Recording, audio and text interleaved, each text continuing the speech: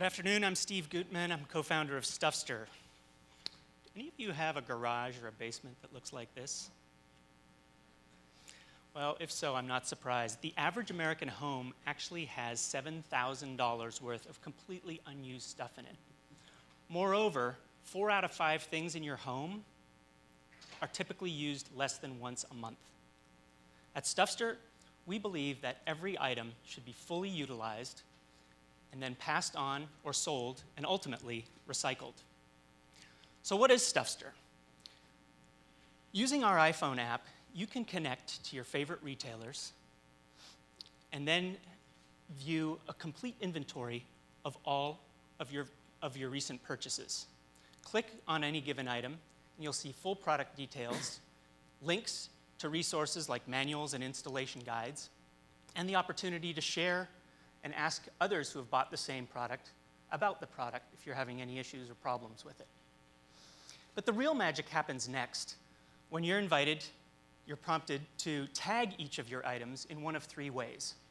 Love is for things that you really cherish and want to tell your social network or friends about. Use prompts a simple question. How often do you actually use that commuter bike? If hardly ever, it might prompt you to consider posting it on Spinlister, the Airbnb for bikes, and make a little bit of extra money. Done is for things that you're finished with. It prompts action. Do you want to sell, share, donate, or recycle that old video game? Whatever you choose, next steps are streamlined so that your item can be posted to a resale site, a sharing site, a donation site, or a recycling facility, all from your phone. How does the environment benefit?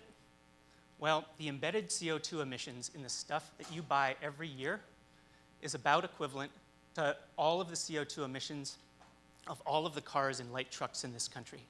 It's a huge impact. By extending the useful life of the things that you own by reselling them or recirculating them, you can effectively reduce the emissions of about 70 million vehicles, let alone reduce landfill waste and resource extraction. So, we expect to have 1 billion items in our system within 3 years. Sounds unbelievable. How are we going to do it?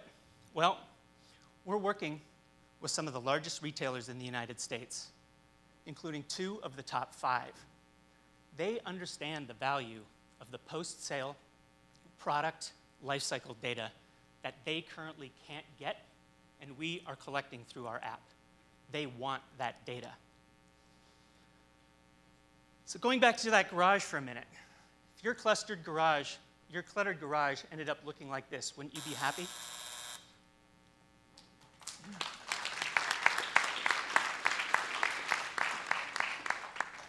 Almost. Steve, I'd be happy. Sorry? I'd be happy with a garage looking like that. So a question for you about convenience, because it seems to me that a lot of this hinges on the consumer's willingness to adopt what I've got in spades, which is OCD. I guess the question is, are people going to take the time to inventory their stuff? People don't have to actually do anything. They have to authenticate once with each retailer. But once they've authenticated, it works a little bit like mint.com. So from that point forward, every item they ever purchase, and it actually goes in and imports their purchase history from that retailer. So currently, we have a pilot, and we have 4 big retailers participating in the pilot. But you can also import all of your e-commerce receipts from 750,000 e-commerce retailers, right? So you download the app, and within minutes, you authenticate with a couple of the retailers, and it pulls in all of your purchase history. And people have typically between 100 and 400 items in their registry almost immediately, within a matter of minutes. And then they start sorting through them and deciding what to do with them. Taking off from that discussion there, I see the big box store inventory that you're referencing, but I'm an Austinite that I shop locally, real small stores. I can shop maybe 100 stores throughout the year. How does that fit into your iPhone app? Yeah, well, we've already done an integration with one point of sale system. It's a cloud-based point of sale system that works with a lot of local bike shops. Yeah. Right? So it requires an integration one time, and then it becomes something that any retailer using that point of sale system can opt into. So there's the potential to work with small retailers, also 750,000 e-commerce retailers. The The struggle is, of course, we're trying to attract investment, so we got to go for the big dogs first.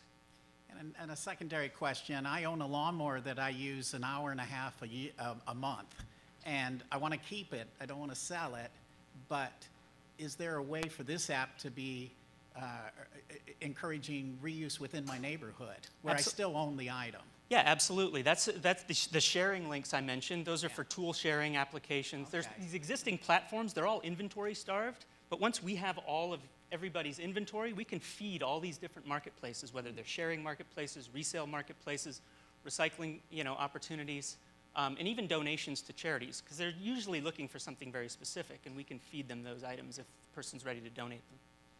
How are you pricing the data to the retailers today? So the retailers get an undifferentiated data stream for free if they partner with us and promote the app to their customers. Okay? If they want structured data and reports and that sort of thing, there'll be a subscription. We're also going to sell the data to financial analysts who are interested in the data and to manufacturers. Because manufacturers, they love to know things like the breakage rates and the depreciation rates of their products versus competing manufacturers' products. I have one question. How is your pilot going?